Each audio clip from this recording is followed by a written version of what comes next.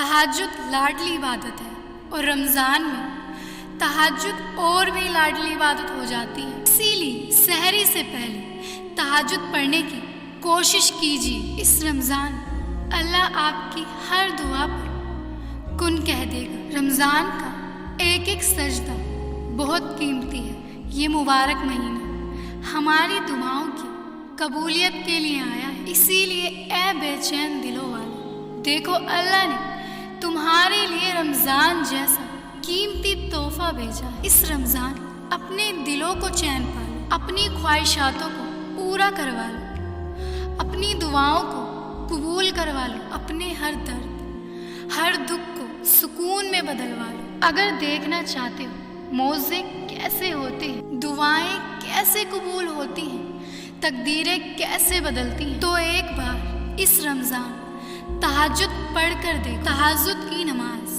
कैसे पढ़ते हैं, उससे पहले मैं इस नमाज की शान आपको बताऊंगी कि माशाअल्लाह ये नमाज कितनी ज़्यादा पावरफुल है। यही वो नमाज है जिसके ज़रिए इंसान के नामुमकिन काम मुमकिन हो जाते हैं। यही वो नमाज है जिसमें बंदे की दुआएं 99% कबूल होती हैं।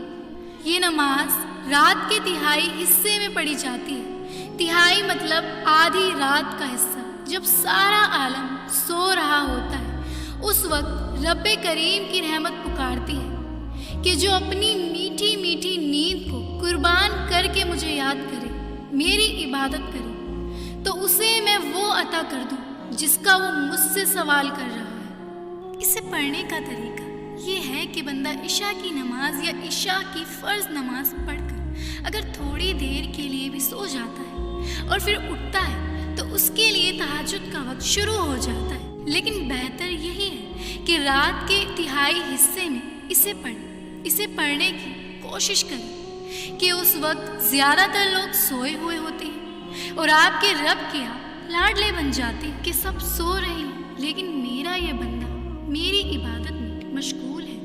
इसने अपने नरम नरम बिस्तर को छोड़कर मेरी इबादत को पसंद। तहज्जुद की कम से कम 2 रकात है और ज़्यादा की कोई तादाद फिक्स नहीं है। बंदा जितनी चाहे उतनी नमाज पढ़ सकता है। इससे पढ़ने का कोई अलग तरीका नहीं है। ये नमाज जैसे 5 वक्त की नमाज पढ़ते हैं वैसे ही पढ़ी जाती है। इसे पढ़ने का कोई अलग तरीका नहीं है। ये नमाज जैसे 5 वक्त की नमाज पढ़ते हैं वैसे ही पढ़ी जाती है। सलाम फेर कर तीसरे कलमे की कसरत कीजिए, इस्तग़फ़ार की कसरत कीजिए, दरूद पाक पढ़िए, सूरे व दुआ पढ़िए, रो रो कर अपने रब के आगे कलमे की कुछ आयतों को समझ कर तर्जुमे के साथ पढ़िए, फिर रो रो कर अपने रब के हुजूर दुआएं कीजिए। याद रहे तहज्जुद नफिल नमाज है, बगैर फ़र्ज़ के नफिल का सवाब नहीं मिलता। कोशिश कीजिए पूरे 5 वक्त की नमाज अदा करें और तहज्जुद भी अदा कीजिए और अल्लाह ताला की हर नेमत का शुक्र अदा कीजिए। बेशक अल्लाह ने फरमाया तुम जितना शुक्र अदा करोगे मैं तुम्हें और अता करूँगा। अल्हम्दुलिल्लाह अभी रमज़ान हमारे बीच मौजूद है। अभी तहज्जुद पढ़ने में कोई मुश्किल भी नहीं होगी।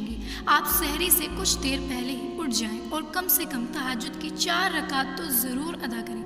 तहज्जुद की जितनी फजीलत बयान की जाए उतनी कम है। और फिर जब तहज्जुद रमज़ान में पढ़ी जाए तो अल्लाह उसके कलामात और करामात के क्या ही कहने। तहज्जुद पढ़ें, दुआएं करें रो रो कर, वो रब खाली नहीं लौटाएगा, देखना इंशाअल्लाह।